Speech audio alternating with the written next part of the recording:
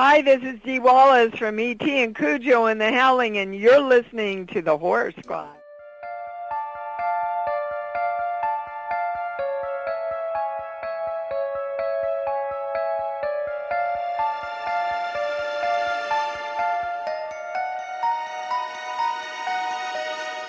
Hello, welcome back to the Horror Squad podcast, episode number 208. Tonight we're talking about Lake Placid in honor of the late Betty White. Rest in peace. One of your co-hosts, we have Todd, Joe, Sam, and Steve. Boys and girl, how's it going? Hello, happy new year, everyone. It's a new year. It's a new year for the podcast, and I am excited. New laptop, new look on life. It's just fireplace going strong in the background. Yeah, you know, it's exciting. I'm excited to see where 2022 takes us in the horror world. So been seeing a lot of people's top 10 lists, and everyone's shitting on everyone's top 10 lists from last year in the horror community groups and stuff. So yeah, nothing has changed out in that regard. Yeah. So Right, everyone's an expert and no one is right. So right, exactly. Yeah, How's your New Year's, everyone? Quiet. No, I didn't do a single thing. Yeah. This is why I like it. Sam and I watched Spider-Man's. Oh my gosh. I am obsessed with Spider-Man. So we didn't watch the third one, the one that just came out. They are so fucking good. Like, I don't know why I waited so long to watch them. I'm obsessed with Spider-Man. Like, marry me, Peter Parker, please. You watched all of them or just the newest two? Just the newest two. Newest two. Okay. I've I don't know seen if you all of appreciate the the other new one ones. as much okay, you have. Okay.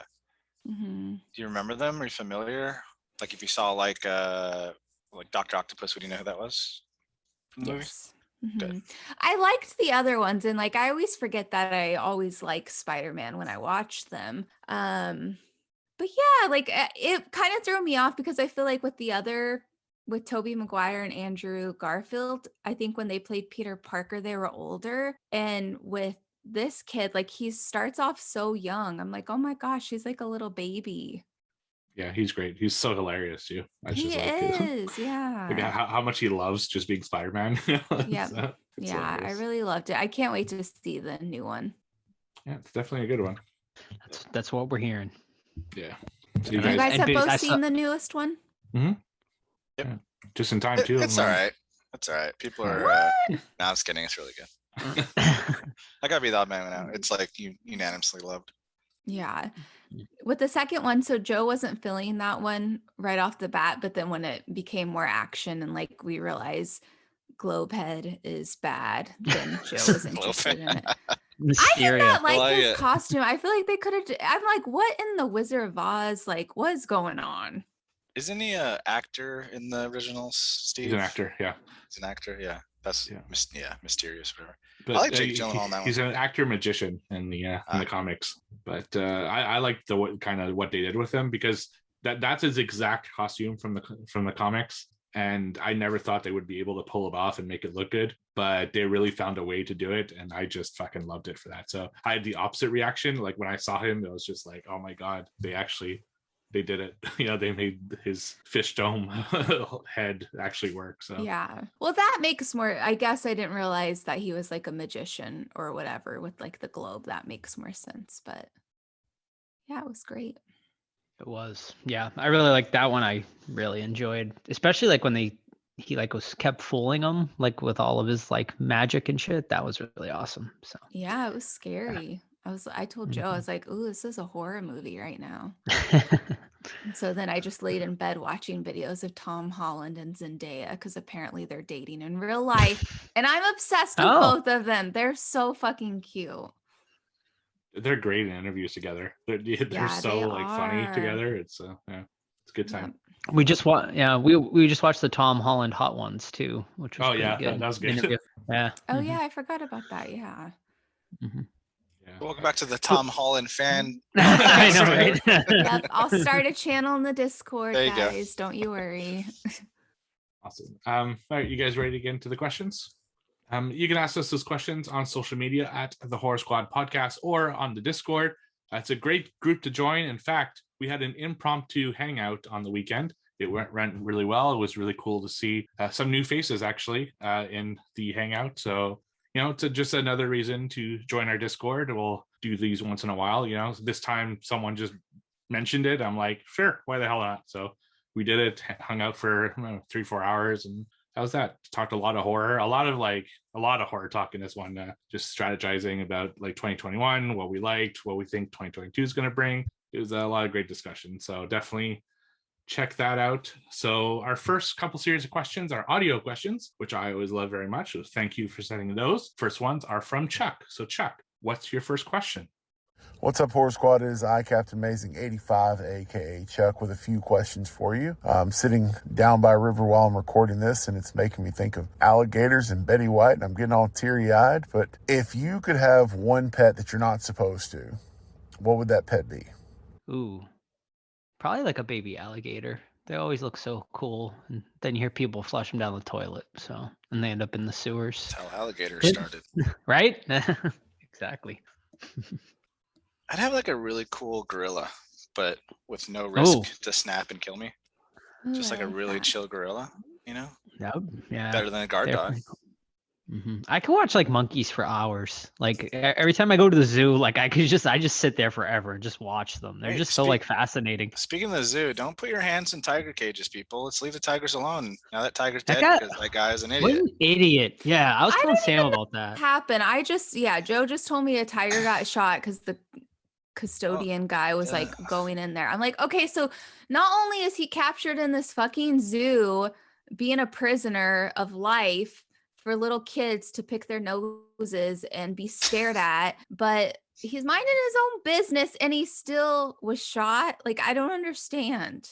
Well, not exactly, but I mean, I don't know the story. Joe kind of told me, but I don't know the story. I mean, this janitor guy that no responsibility with animals whatsoever, snuck in, climbed over the barrier, things like that. I guess he's trying to pet him, and the fucking tiger is like, nope. Grabbed his ass and like, did you watch the uncensored video, Joe?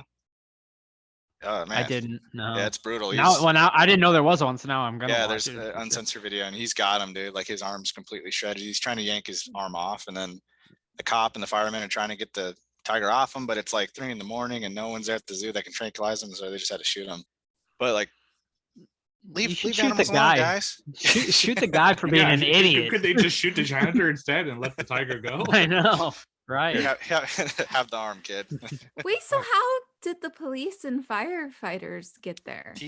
He called them himself. Like the 911 tape is him screaming, like, my arm. Wow. And then you can see the cops like looking for him, and they just follow his screams throughout the park. So how long do you think he was being attacked by this tiger before they came? The video I watched was 10 minutes of the cop's body cam trying to, like, people give the cop a hard time, but what do you expect him to do? Like he tried.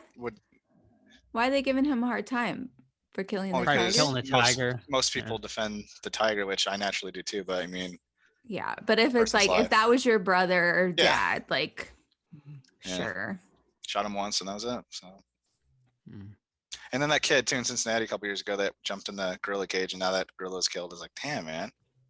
It's like, what are people thinking? Like that it's like Disney, and you can just Mowgli's gonna go freaking ride a bear's stomach down the river. These are wild animals. I just watched one the other day too about like this was like in the legit wild, but like this moose came up to this family. It was probably in Canada, but like they like went up to this family and they started like trying to pet the moose, and he fucking like charged at the kid and like took the kid out, and the kid was fine. But it's like, well, what do you people expect? These are wild fucking animals. Like it's not like a pet. Yeah. People take selfies with wild grizzlies too. It's like, I know. What is wrong with you? That documentary is amazing. Grizzly Man. Have you seen that? Yeah. It's so good. They don't play the audio though, right? And they do play the audio, but the video got destroyed. There was tech. They play audio of the attack. They play audio. Yeah, you can hear the audio, but there was supposedly video, but it got like destroyed by the person who like had it. He was like, I never want this to get out or whatever. So yeah, good documentary though. Yeah, that guy was a nut. He legit like lived with those grizzlies for a long time though. For what? He He just thought they were his friends. Nature guy, I yeah. mean, to be honest, that's something I would do. No, I I would want to, But but then you get a hungry grizzly like he did, and exactly. there you go. Yeah. Killed him and his girlfriend. Yeah. So Yeah. Yeah. But Darwin Award. if I could have any wild pet, it would be an elephant. Nice. Would you ride him or just like let him graze and stuff?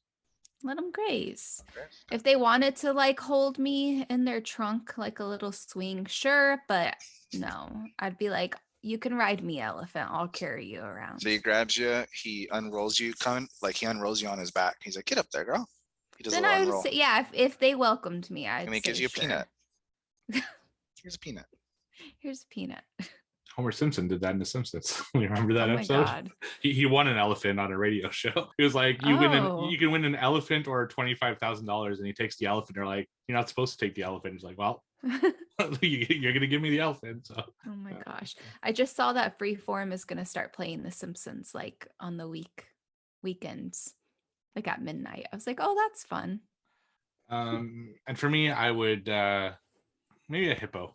You know, a hippo would be really cool. They're so cute and dangerous. So Yeah, so obviously a hippo dangerous. will kill you, but in a fantasy world, having a nice pet hippo would be really cool.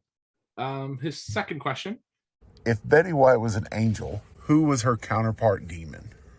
Hillary Clinton. Oh, wow. Hillary Clinton, come on, Todd. Hillary Clinton's the devil. I'm just trying to think of an evil woman politician. She pops to my mind. Oh, I don't know. I don't know either. I don't know how to answer that. I'm trying to think of an evil person. Luna Vachon for you wrestling fans. She was so nice in real life. Was she? Yeah, super nice. I used to see her and her stepdad all the time at a bowling alley I really? used to go to. Yeah. Oh, nice. She's still living? Nope. Drug overdose. No, she passed. Yeah. Yeah. Price these Joe's not saying wrestlers- Linda Blair. No, I mean she wasn't so bad. Now you say that. Well, she Hey, just can I have you sign this? overcharged No, but can you me support my dogs. Yeah, but it's Okay. for the dogs, Joe. She can do what she for wants. the dogs. You're right. Speaking of that, Linda Blair, not yesterday, I'm sorry. Last week was anniversary of The Exorcist, released December 26th in theaters. And you didn't read the book. You Great sack of holiday shit. movie. Not yet. Yeah, it's tough. I don't know. Men, I have 1,000 in mind. There's not a lot of evil women out there. No. And the ones there are some, but I just don't want to mention them because it's like political shit. I don't really Fine. get Take into my it. answer from the record. Here's my new one. I'm not sure. You know who I used to really hate? She's probably a lovely woman, but Mary Murphy from Mary Murphy. she's a judge on one of those dance shows, and I used to just I couldn't stand her. I don't know why. How random. Yeah, I know. It's just my girlfriend at the time used to listen to her or watch her show, and she drove me nuts. So Wendy but that's- Williams. She's very mean to people. Sam loves Wendy Williams. Sam, I you love obviously- Wendy Williams. You haven't seen her mean shit then. Yes, I have. I used to Joaquin listen Phoenix to her stuff? on the radio since I was a kid. Like, I love Wendy Williams. Even the Joaquin is- Phoenix stuff doesn't bother you? It doesn't. No, I mean, it doesn't bother me. I know that probably makes me a horrible person, That but doesn't I make you don't a horrible think she person. meant it like how people are turning it into be. all right, All guys right, let's ready do for Chuck's third Yes. question? All right, Yes. Chuck, what's your third question? Betty White was my number one celebrity crush. Who are your top 3 celebrity crushes? Oh my God, I love talking about celebrity crushes. Let me think of mine. Tom Holland, Andrew Garfield, and Tobey Maguire is Sam's current top 3. No way. Huh? Sam's is like Devon Sawa, Oh God. Oh, Devon Sawa. What's his face from Haunt? Damon Maffei. Joseph Gordon-Levitt, And Damon Maffei. Top 3. and Damien Maffei. Yep, there you go. Mila Kunis has always been a big crush for me.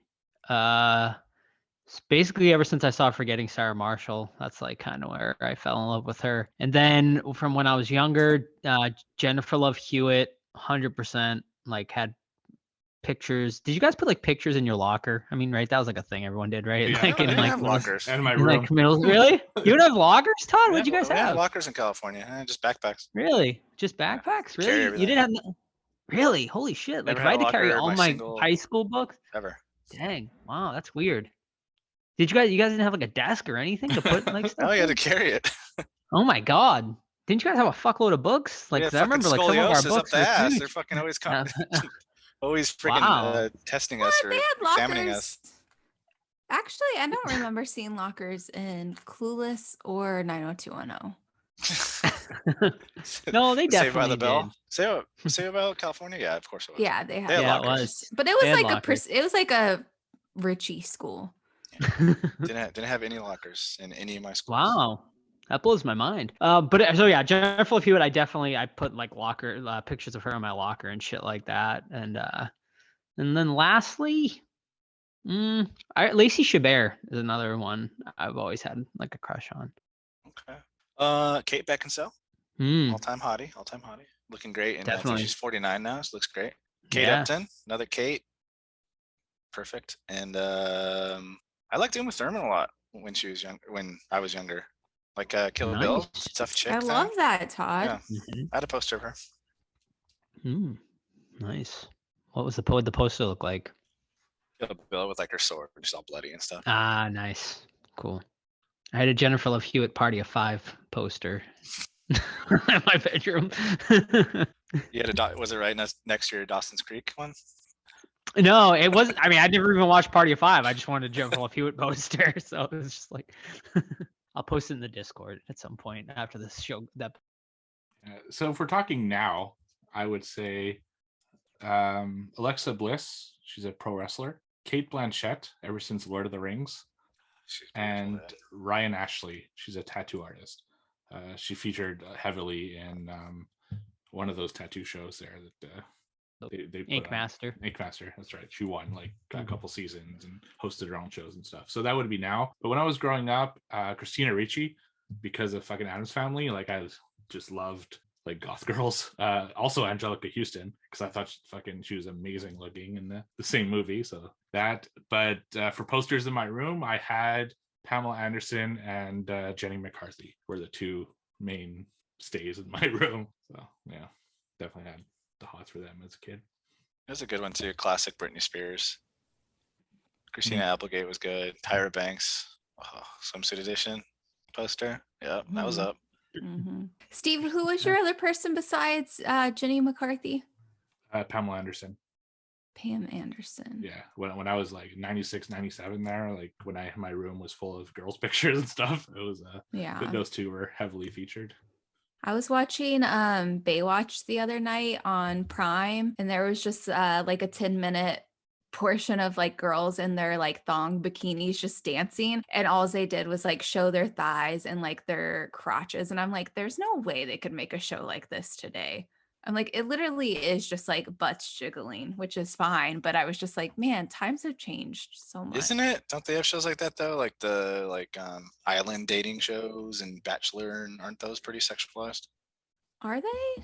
I've never seen them, but I guess you might be right, Todd, but I feel like maybe I think they try to make them both for female and men, where like Baywatch was just like, even though females would watch it, it was like through the male lens, I feel like. David Hasselhoff, hot or not, Sam? I thought he was really attractive back then, yeah. Okay. Good old Mitch, yeah. I saw him and I was like, oh my God, I forgot how cute he was with his like the buff dad. Shorts. Yeah. So back when I was younger, I was obsessed with Justin Timberlake. I had posters from like the floor all the way to the ceiling. Like my whole room was covered. It was disgusting. Now I don't think Justin Timberlake's that attractive. Maybe because I feel like he's kind of douchey now, but who do I like now? I mean, Tom Holland, he's a cutie. Joe was right about Joseph Gordon-Levitt. I like Idris Elba. He's very handsome. You know, I just pretty much like everyone.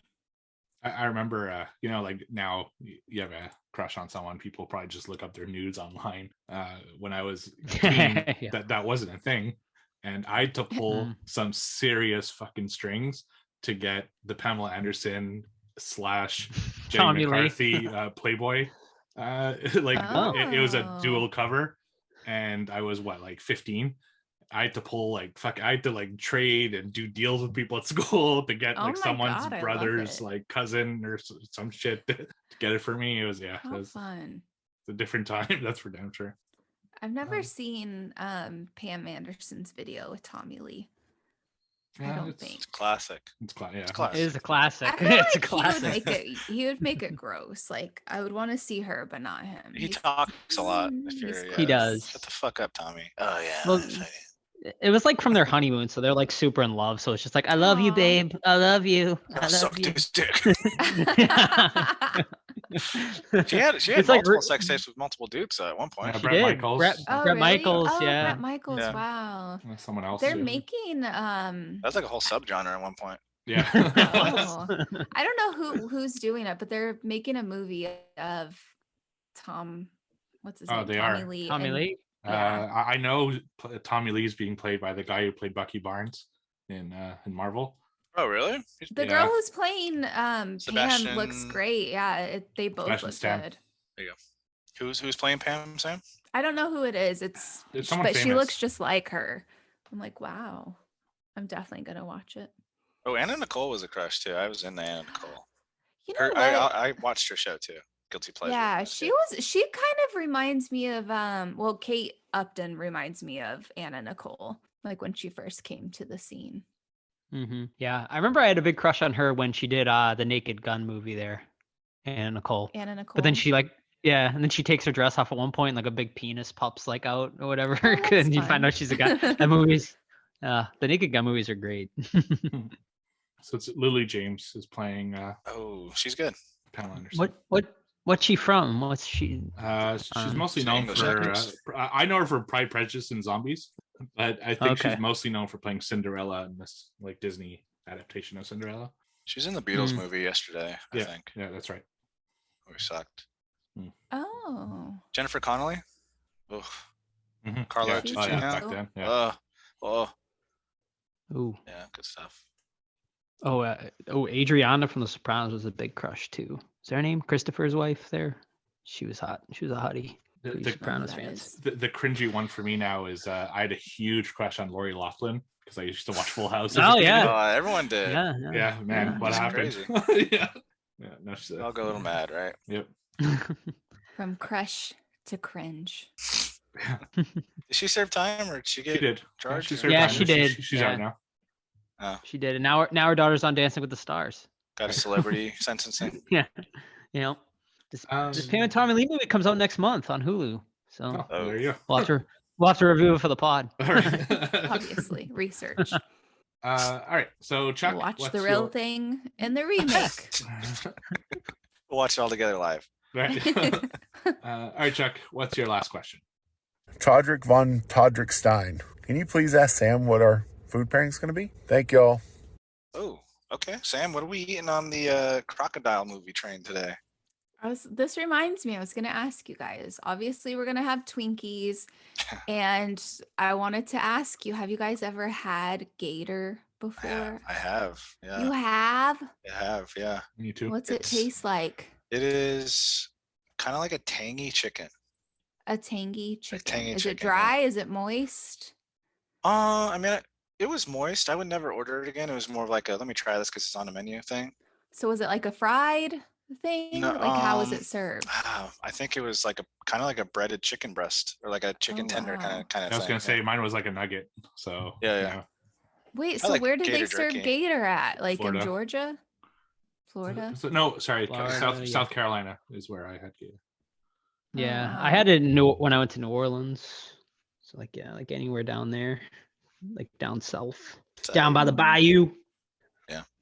Have you guys ever tasted frog before? No. Yeah, I remember when I was little, my friend's mom who babysat me, they made dinner and served me fried frog legs, and I thought it was a chicken leg, like a little chicken wing. And after I ate it, they were like, "You just ate a frog," and I was terrified.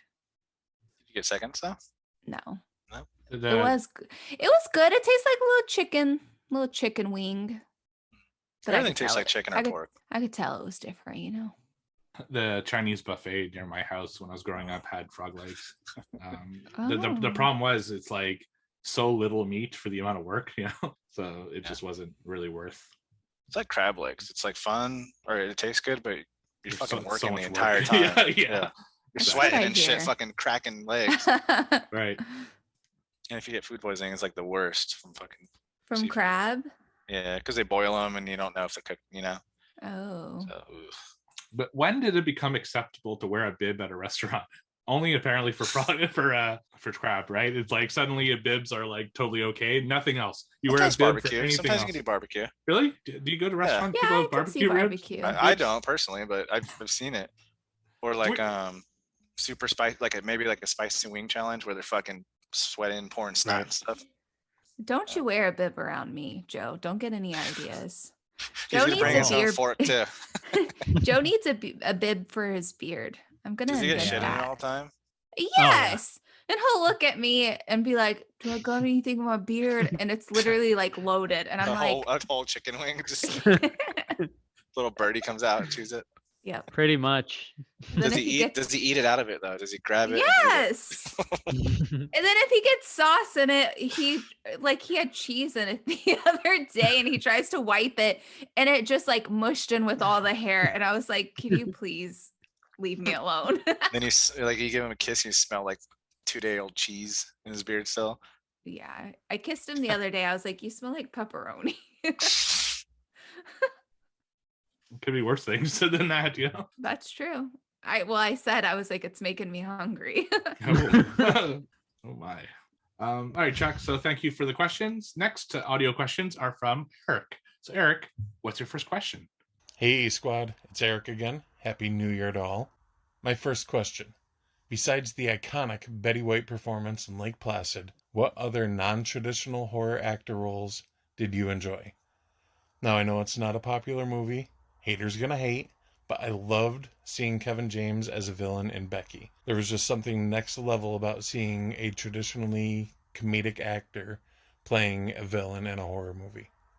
Yeah, that's it. That's a great question. Great question. Toughy.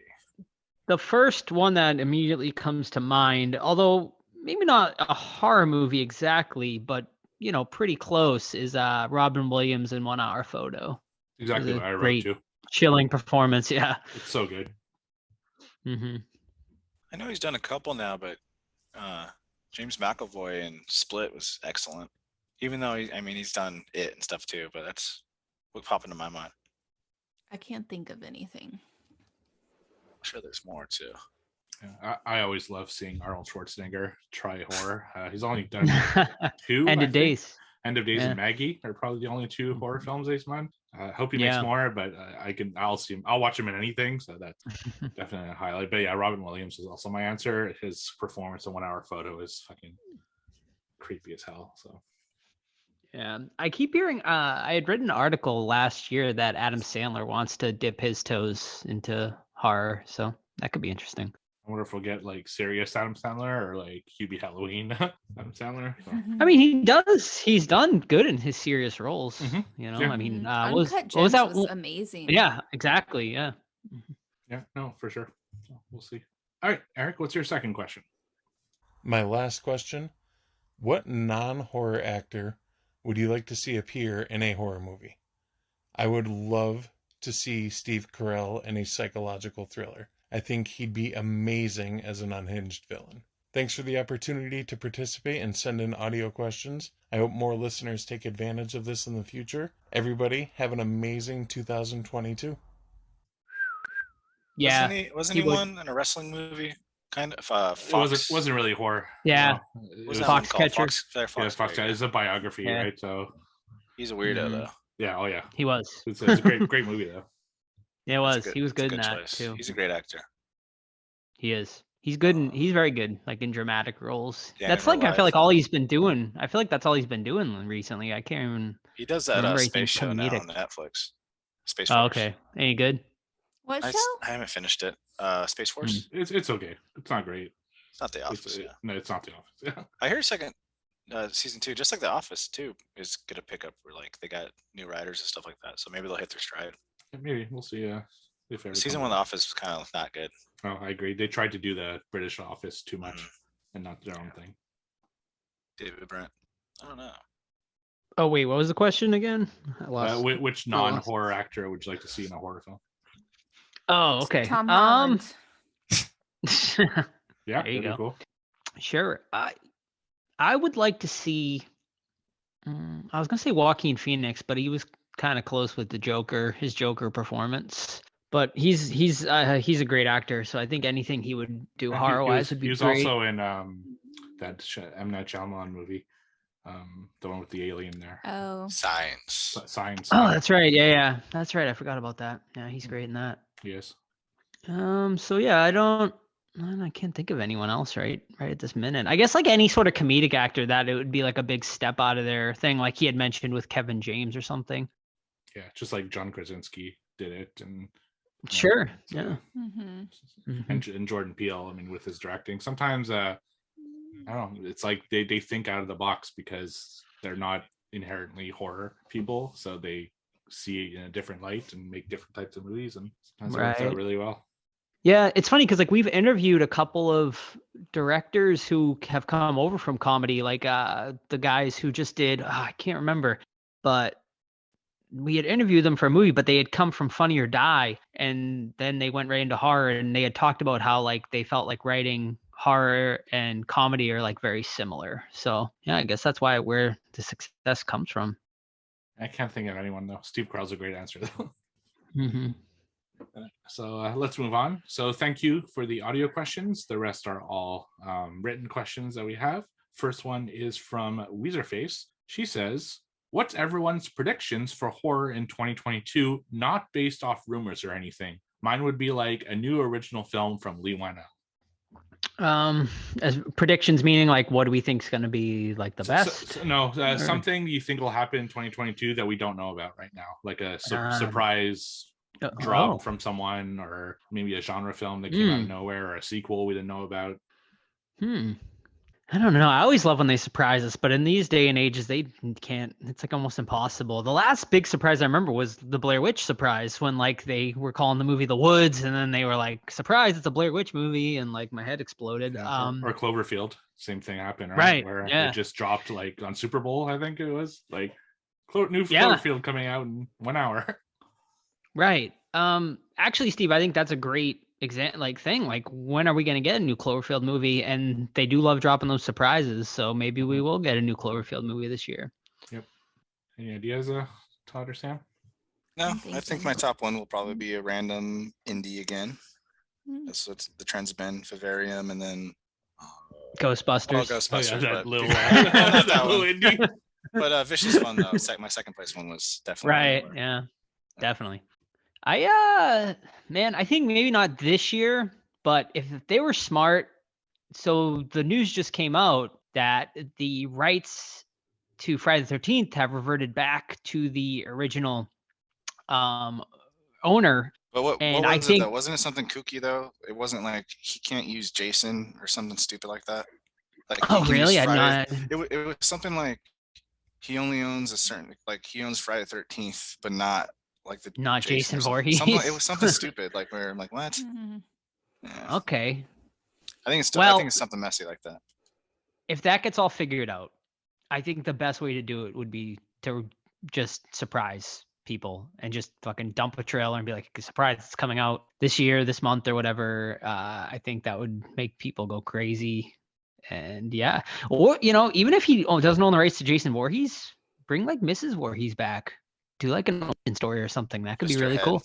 Well, before have her, maybe like her up bringing up Jason or something like that. You could like her raising a killer type thing. That'd be cool. Could see that, kind of like how they did with one of the 500 Ted Bundy movies. Or wait, no, sure. Jeffrey Dahmer. I'm thinking of Jeffrey Dahmer. My friend Dahmer. Yeah.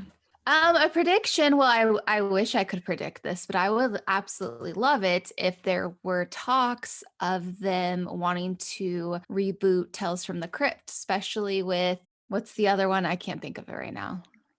Creepshow. Creep Creep Show Show. with it kind of, a lot of people liked it the first season. It's all right now, it sounds like. But really with Chucky being a hit, guys, it was a hit. Like maybe they'll be like, well, let's give it a shot. I would really love that. Mm-hmm. Yeah. I mean, I'm And sure too, Kazir with would American definitely Horror help. Story going downhill, it's like let's go, let's get something in there that's familiar but also different, Mm-hmm. Sure. I mean, I think doing like, I'm surprised they haven't tried to like do like a Nightmare on Elm Street or Friday the 13th or Texas Chainsaw like TV series yet. Like, I don't know what they're waiting for, honestly, because the fans are go crazy over that and we're gonna watch it. It's coming. I'm sure. I'm sure. Yeah. Especially, well, because I can't believe Nightmare's still sitting there, because like we haven't gotten anything since the remake, and Craven's family got the rights back to it. So I know they've just been waiting. From what I've heard, I heard that a bunch of people have come and been pitching stuff, and from what I heard, Elijah Wood made like a huge pitch, like his production company. They really want to do it, so I think they'd be perfect for it. That'd be awesome. Yeah. Mm-hmm. Okay, so here's what Jason means here. So Miller owns the 1980 screenplay rights, but not necessarily adult Jason Voorhees. So without Jason, you don't have anything. So that kind of sucks. Not really. Yeah, yeah. I mean, like I said, you could do, I guess, like a Mrs. Voorhees story. I mean, that could be interesting, but it won't. Obviously, not going to be nearly as successful as bringing the title character. No, it's like it probably wouldn't even be worth it. Real horror fans would see it, but obviously not something you'd be able to release in theaters, but get it on streaming. I thought you meant like doing a show. Oh, yeah, for a show, no. But a movie, if you did like a Mrs. Voorhees movie or something, like put it on Shudder or something, it could be pretty good. Who would play Mrs. Voorhees? Vera Farmiga as Mrs. Voorhees. She'd be great. She would be. She's too hot. Yeah. Young Mrs. Voorhees. We never met young Mrs. like Voorhees. that. Yeah. My prediction, because it seems to be the new trend, is at some point in 2022, a character from a totally different franchise is going to show up in someone else's franchise. So I think they're going to set up some type of cameo appearance from a famous, horror icon in another franchise. I think that seems to be the trend that people are going for, and we'll see which one it is. Like I guess Freddy technically did it a few years ago in the Goldbergs, but right. That's not what I'm talking. I'm talking like in Scream, for example. You have, I don't know, Art the Clown. That's not going to happen. Oh God, like, just something like along those lines, right? Like that totally separate universe thing is going to happen. I just think that's what people are doing right now. So, like Marvel, Marvel, DC is doing the same thing. So with the Keaton coming back for Batman and all that stuff. So I think it's just horror is eventually going to follow the same trends. Horror Avengers. Yeah. Right. Yeah. I wouldn't be surprised if they tried it. Slasher CU. Right. Weezer faces other question. Growing up, did you and your friends ever swim in lakes, or did movies like this stop you? Definitely didn't stop me. I swam in lakes all the time. Was never had a fear. Honestly, I get more fear swimming in the ocean, like when like fish or something brushes up against me, rather than like a lake. Did a lot of pool swimming. No lakes when I was a kid. We didn't really have any near us in the desert. I loved swimming in lakes. Although I'm afraid of them, as long as I have water shoes on, I'll be okay. Yeah, I swam in lakes all the time. My grandparents lived on a lake, so we were always out swimming with like and stuff like that. So I had absolutely no fear of it back then. I'd be a little more concerned now. I don't know why. Just more about brain eating amoebas than I would be about, crocodiles or whatever. But yeah, I don't know. It's just I guess times have changed. Also way more polluted probably than it was when I was a kid. So that's something to think about. All right. So next question comes to us from Odd Job versus 007. That's Cody. Has anyone on the pod ever owned a pet reptile? Hopefully nothing like an alligator, but an iguana, or in my case, snakes. Yeah, we had iguanas growing up. They're pretty cool. Nice. I had a turtle. That's about it. Ninja turtle? I mean, yeah, definitely Ninja Turtle toys. I mean, both. That's why I wanted a turtle, honestly. Because of the Ninja Turtles? Yeah. Yep. I always wanted iguanas, but my mom always said no. I either had like little garden snakes or turtles. There was one turtle that I got from my science teacher in high school, and the teacher thought he was like an underwater turtle. So he had like a tall aquarium and maybe like 2 inches of the water not hitting the top. And so he was drowning pretty much most of his life. And all of the kids in my class like jab him with pencils and just be so awful to him. So I decided to take the turtle from my teacher and kept him. And he was not an underwater turtle. It Did was you so steal him? sad. I was like, can I have this turtle? I was like, and the teacher was like, sure. I was like, That's okay. a terrible teacher, dude. I Not named that you him gave him- Conan after Conan O'Brien. He lived Conan the for a really Barbarian? long time. He was like a little turtle. He was so cute. Poor guy's drowning. I know. I'm like, can you imagine the stress? Yeah. He was a science teacher too. Thought you're Really? supposed to know about these things. Loser.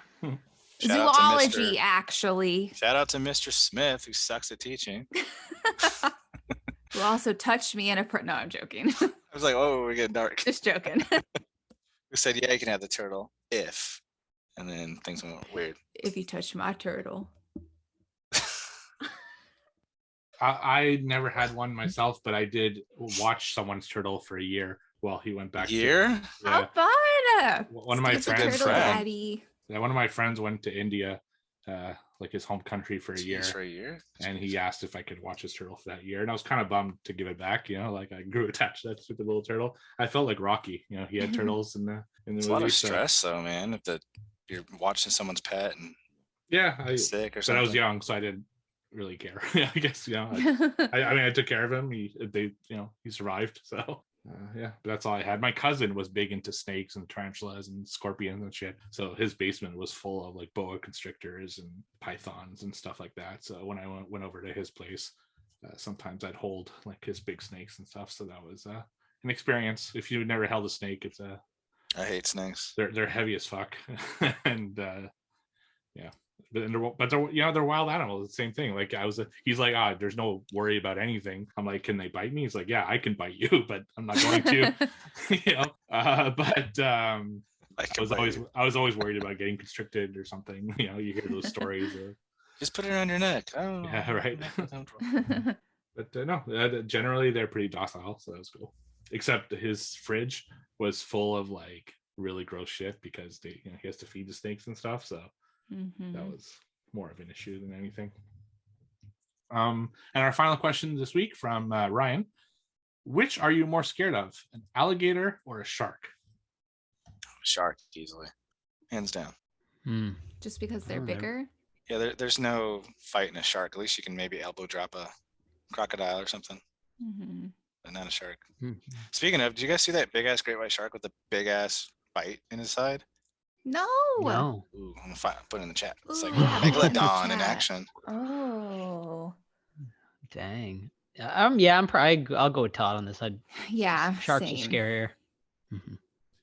I'll go the opposite. I think alligators, because I can actively avoid sharks because I don't go in the ocean. Whereas when I go to Florida or Carolina, there's fucking alligators just chilling like in my way. Yeah. They were at the Mhm. bar I was Florida. at. They were at the hotel I was at. They're just chilling Whoa. among people, and it's like I'm not used to that. I'm fucking Canadian. The worst thing we got is like squirrel. Like that's as bad as it gets in my area. Maybe a coyote or something. That's pretty rare. Mhm. So I wonder how many people, like, do you think it's a thing when people go to vacation in Florida that they get too drunk and they end up getting eaten by an alligator? Proven thing. I They have mean, a video of a guy It doing happened. It happened at Disney World. The little kid It got did. like taken in by an alligator and killed. Yep. Yeah. Mhm. No, it happened to like a drunk guy recently though. He's like, I bet I can. He said something stupid about the alligator, and he's like, watch this, and the alligator fucking killed him, like next to a restaurant. Wow. Yeah. Yeah. Like, I wonder how many Look at- times a year that happens with like an adult drunk person. There's a dude running from the cops and went in the swamp, and they got him too. Like the You gators don't got go in the swamp. They're running from Don't the cops. you go in that swamp. Just get arrested. Mm. Don't get I eaten. mean, look at Chubbs. He was just playing golf and alligator took his damn hand. I don't know. I don't get it. Happy Gilmore. Happy Gilmore. Oh. I ate pieces of shit like you for breakfast. So that's all the questions we had. thank you very much for all the questions. We cannot do this segment without you. And now we got to support these guys because they are back in shutdown as of Wednesday. So they can't open their stores anymore, and that's a bummer. So an ad from Deadly Grounds Coffee. Everyone thinks because you're a zombie, you don't know good coffee. Well, they're wrong. There's only one brew that gets my seal of approval. Deadly Grounds Coffee is my guilty pleasure. The aroma is so intoxicating. It brings all of my neighbors out of the woodwork. Deadly Grounds Coffee. Coffee to die for and zombie approved. It's good to get a little deadly. Use the front door! Oh, they're so disgusting. What watched? Yes. My first one is a 2021 release. I don't know if it was a Tubi Direct or whatever. Steve might know more because he watched a bunch of movies last year, but it's called Claw, and it's about a velociraptor that is in modern day.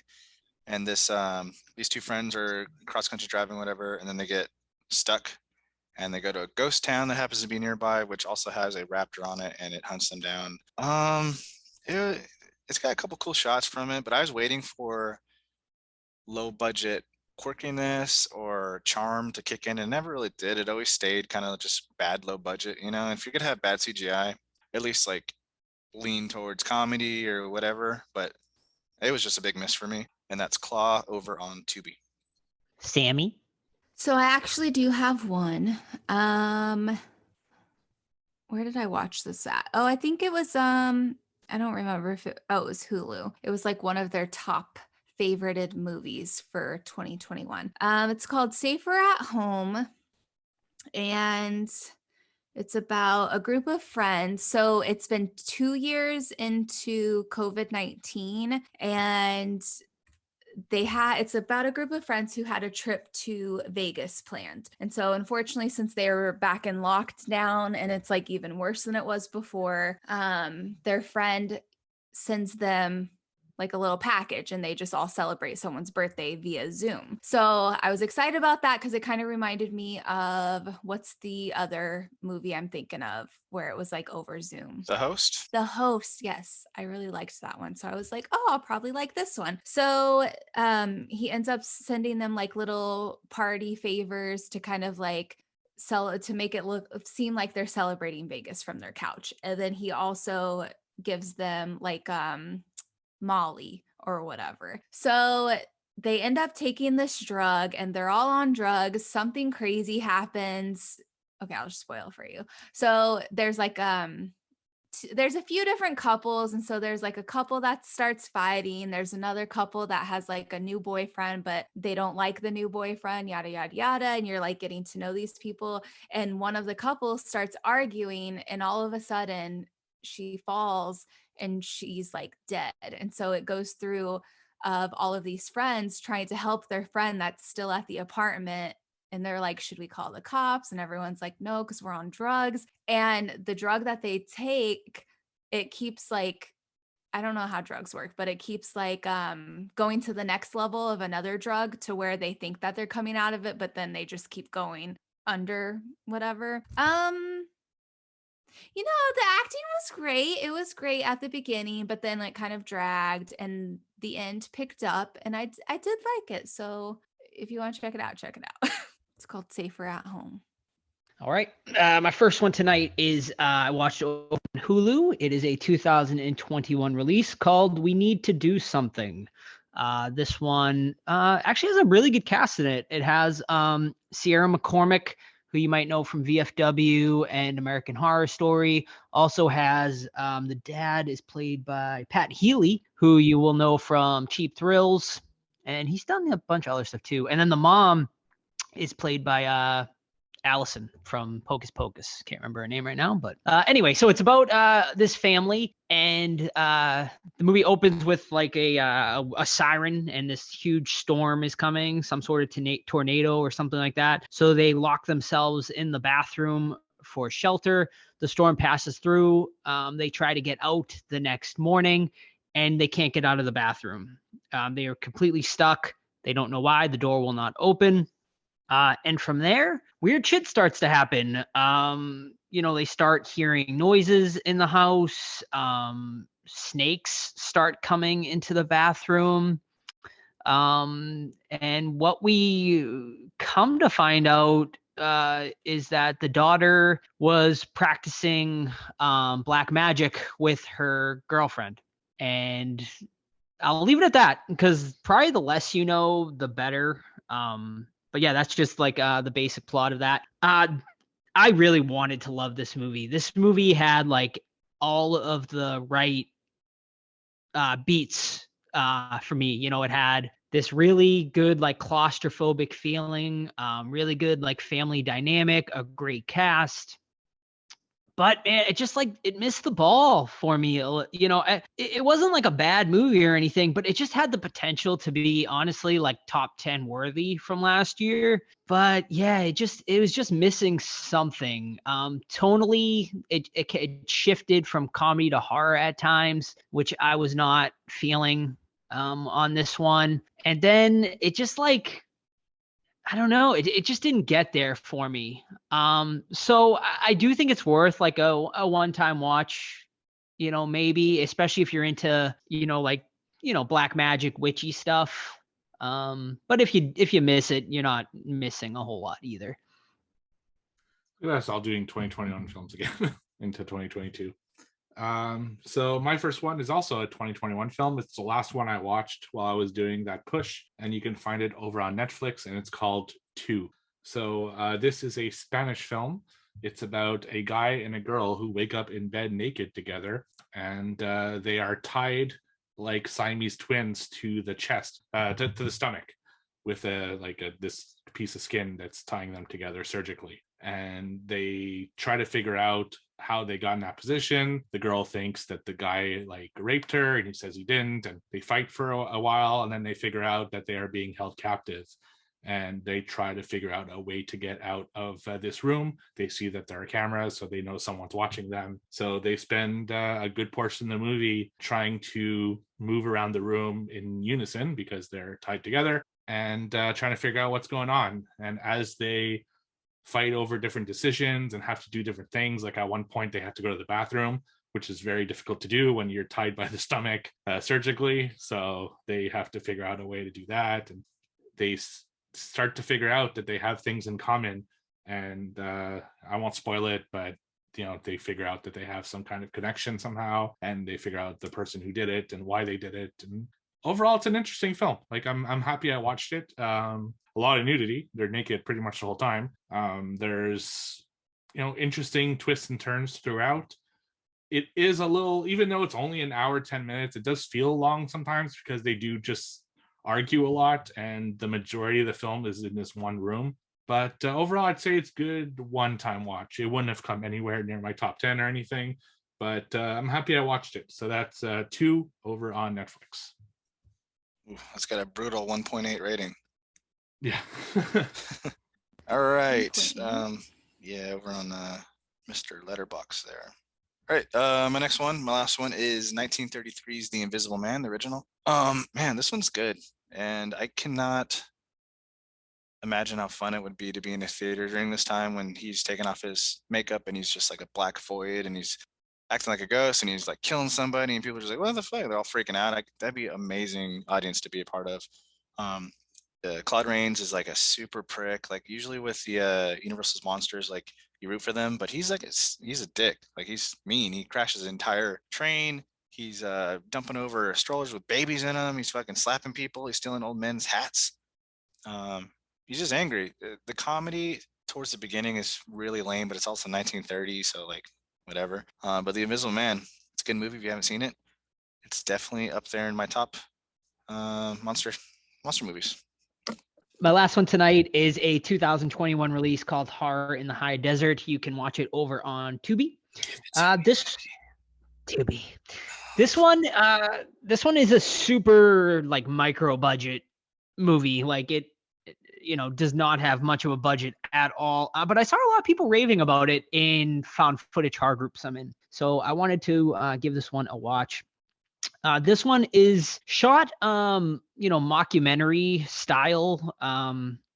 So it is about a hiker that went missing. He was a survivalist, And yeah, he just like mysteriously vanished one day. And we have interviews from his sister and from journalists and a private investigator. And yeah, I mean, 85% of this movie is just these people talking about this guy who went missing and the mysteries surrounding it. And, they kind of take you down all the rabbit holes of what possibly could have happened to him and stuff like that. And it just slowly unravels this mystery of what happened to this guy. And then the last 20 minutes is the found footage of what did actually happen to this guy. And I'll leave it at that because the less you know, probably the better. Overall, I thought this was okay. I think the problem here is way too much time is spent on these interviews, this like mockumentary. Honestly, this probably would have worked better as a short film rather than an 80-minute film. Yeah, like, I mean, the last 20 minutes of this is fantastic though. I mean, it was worth it for me to watch it for that alone because it is like very creepy. And we watched this in the daytime. And I told Sam, I was like, if we were watching this, and Sam was still scared in the daytime. Guys, but I was like, if we were watching, was scared. I was curled up in the corner of the couch with the blanket over my face. I kept yelling at Joe, "I'm scared. I'm scared." I kept yelling at the TV, "No, no, what is that?" right.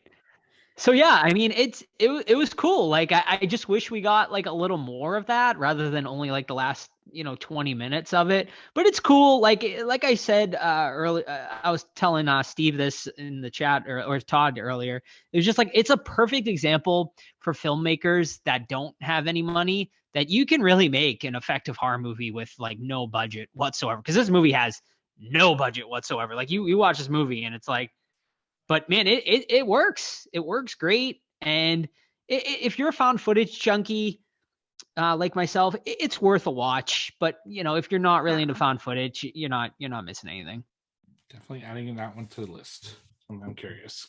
All right. So my last one tonight, finally, not a 2021 film, which I'm thrilled about. It's actually from 1996, and I watched it over on YouTube because I couldn't find it anywhere else. And that's Night of the Twisters. So this is a movie that Sam had recommended during our Twister episode. It's kind of like the TV movie knockoff of Twister.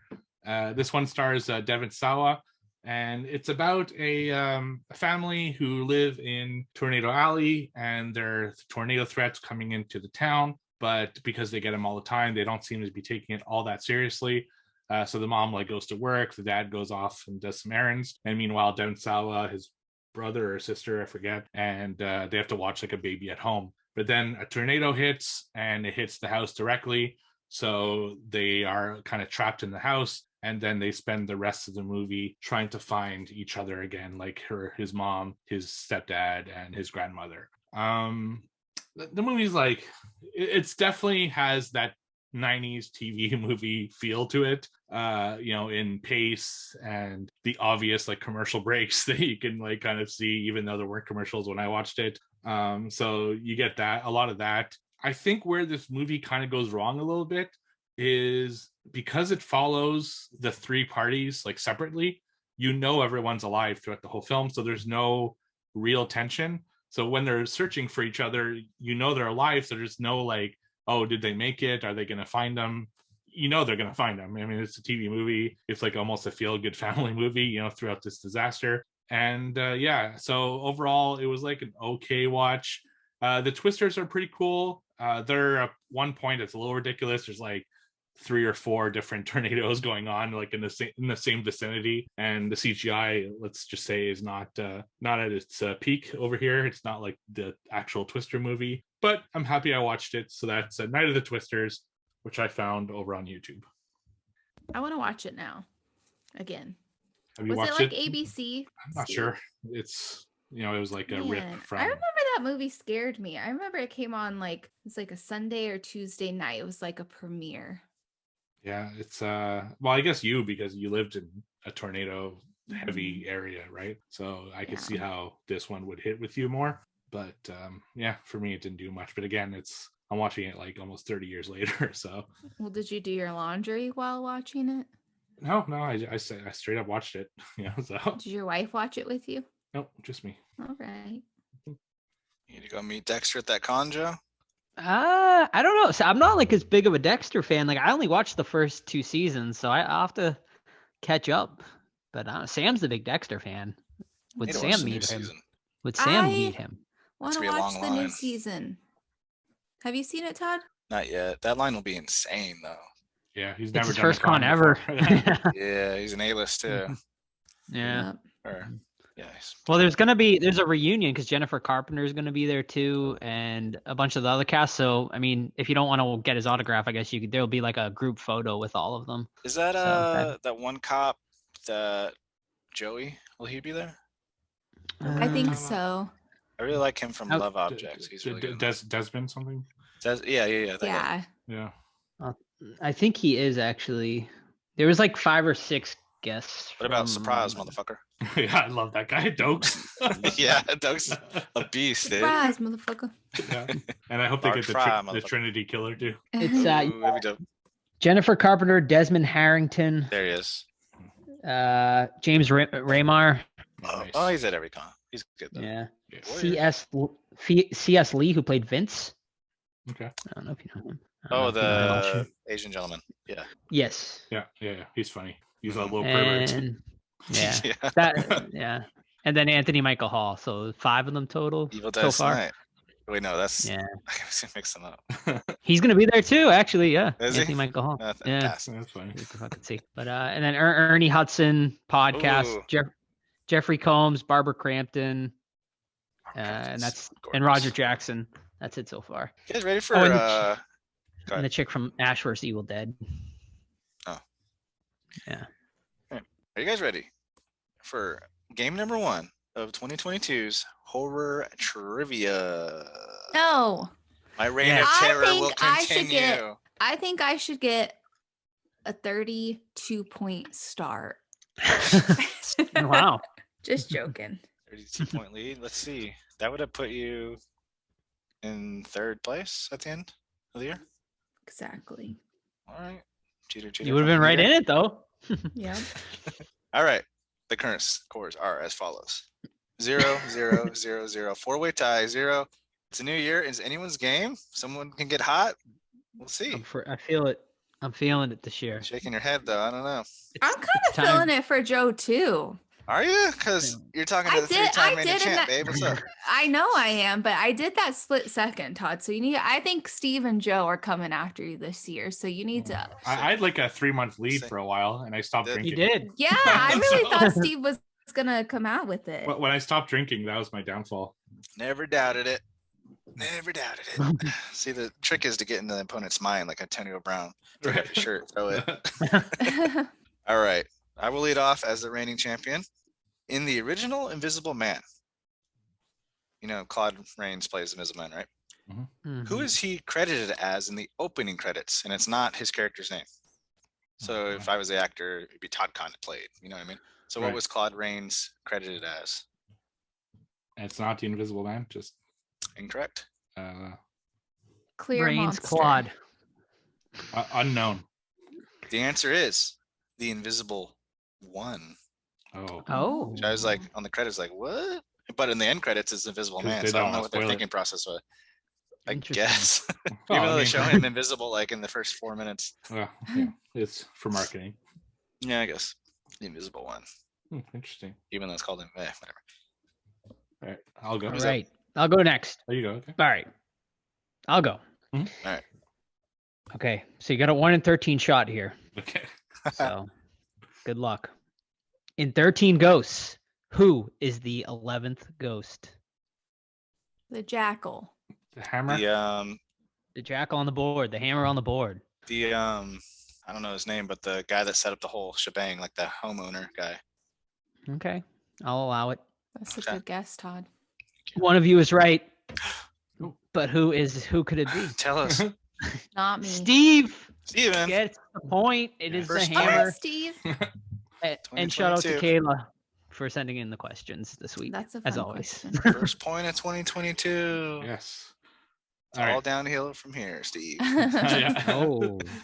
My first question is from Weezerface. So thank you for the question. What movie did Blumhouse release in between Paranormal Activity 2 and 3? Oh boy. Took a little break between the two Paranormal Activities to make this little Between film. 2 and 3, you said? Yep. That was like The Conjuring. 2007-ish. No, it was not The Conjuring. Insidious was 2010. I'll throw Insidious out there, but I don't think they did that. No, they didn't, because that's James Wan. That's wrong. Fuck. So you're not saying Insidious? Nah. Well, no, that was my guess, and I'm wrong. So. Insidious. That's right. It is. Is it really? I'm like, God. please say no. Please say no. That's like It is good for trying to follow the rules. Yeah. Wow. I didn't know James Wan and them worked with Blumhouse. Mhm. So I need, There you go. All right. Shout out to Kayla for the trivia questions. All righty. Got a tagline. ooh boy. A nice place for a summer vacation. A Lake perfect, Placid. Nope, sorry. There you go. perfect place to die. Lake Placid. Lake Sleepaway Placid on camp. the board. Sleepaway camp. Can you repeat it one more time? Sorry. I don't want to. Joe got it. No. Sleepaway Yeah. Camp. Ooh. Woo. Okay. Woo. Potato That was Joe. too easy. All right. My turn, I believe. All right. What is the name of the hospital that Freddy Krueger was born in? Hint, this is also the place that many Elm Street kids have been placed in to receive a psychiatric So like treatment. St. Mary's Memorial Hospital or something. St. Mary's. Okay. I don't St. know. Mary's on the board. St. Catherine's.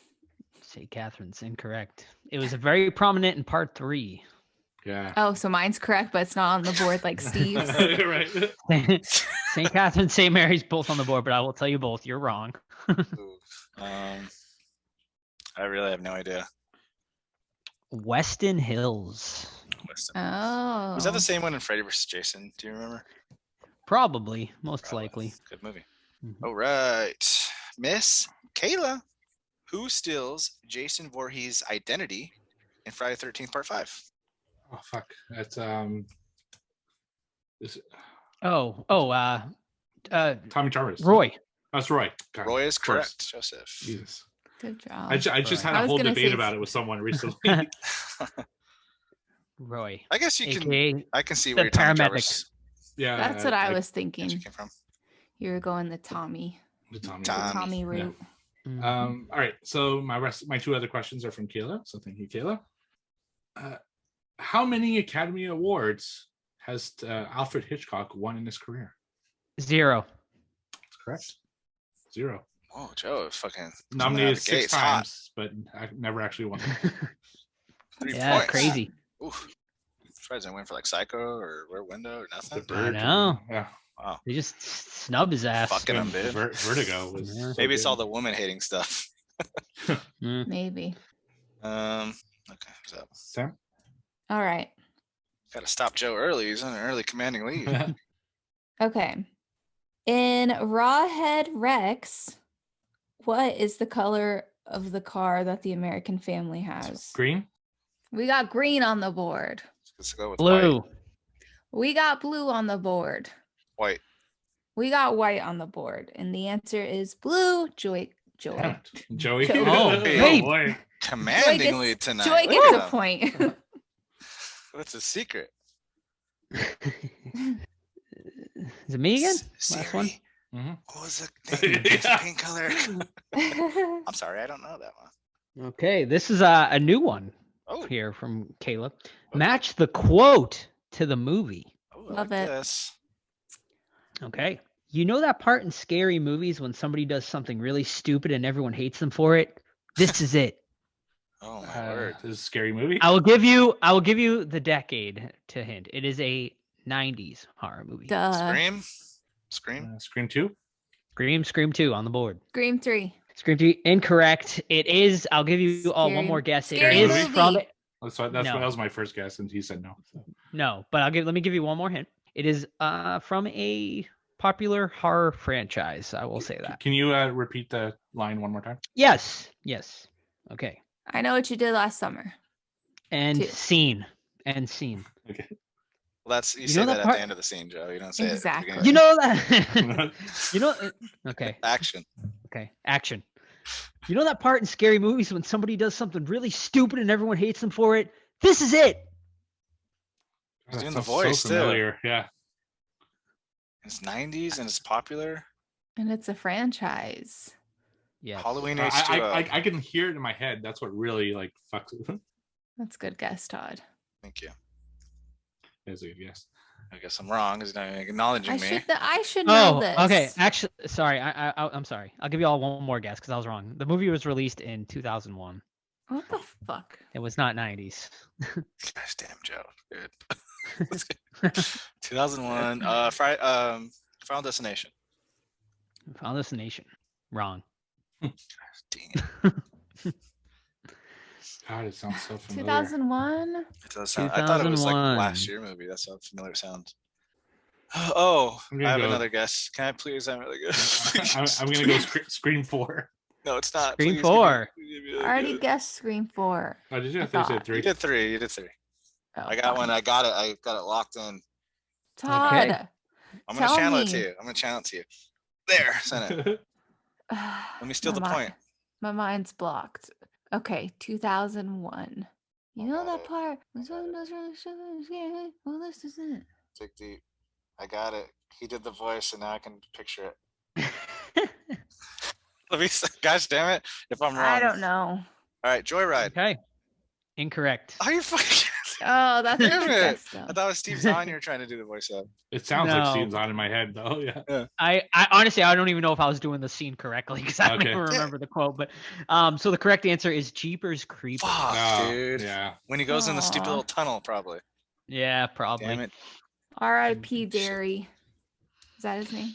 It is. Yep. Yeah. hmm Where'd you get those pieces? All right, Todd. Oh, I like that better than taglines though. that was Yeah, fun. me too. This one's really hard, Kayla. You know we're bad with names. Oh no. The main character in Silent Hill is Elisa. What is her last name? If you get this one right, you get fucking 5 points. This is ridiculously Damn. hard. I don't know. I It's- saw yeah. like Silent Hill like once, and I don't even. It's pretty good. It's long. It's It too is long good. now. Yeah. Yeah, it had some great creepy moments. I have no idea. Gillespie, which Oh, yeah. I had no clue either. I didn't guess Todd God. Oh, Sam gets the point by default. 5 points for Sam. It's Gillespie. I think so. 5 points on the board. Alrighty. All right. My turn. I don't like that. I haven't gotten a point. This is not starting. got off 5 the points new right year now. Stop I it. screwed you. I screwed you over. It's, By it's default, fine. you get it. It's fine. Alrighty. In Freddy versus Jason, what does Freddy say when he decides to kill Kaya? How neat, dark meat. how sweet, How sweet, dark dark meat. meat. Yeah. Okay, so who gets the fucking point? Well, who said it? Joe said it right. Okay, then Joe gets it. 5 points. Yeah. Dude, the best he's ever done. But in I got a one question. game. I still have my last question. Oh, let's make it number 6. All right. Big Daddy coming out swinging. Eliza Then I'll get Dushku's I was Eliza gonna say, then I'll Dushku's get- character. Shut up. Sorry. Oh my god. He's too excited Eliminated. now. Eliminated. Eliza Dushku's character in Wrong Turn is named after a heroine in which Stephen King novel? Ooh, Carrie. I don't remember her name, so that. Me either. Carrie. Wrong. Annie. Wrong. It's a I don't know it's if a you novel, consider not a Carrie or Jess.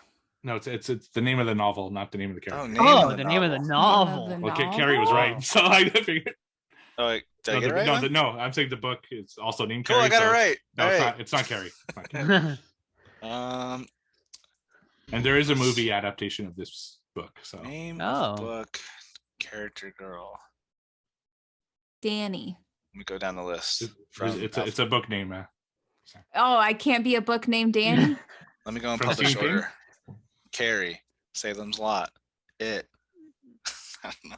I don't know any There's of a his lot. books. I can't Dolores even Claiborne. read. Dolores. Oh yeah, Dolores. That's not No. Dolores Claiborne. Darn. I don't know. Come on, it's gotta be. Well, I guess if Right. It might not be that easy. Okay, you guys give up. Yes. It's Gerald's Game. Oh, Her name's Gerald. Gerald.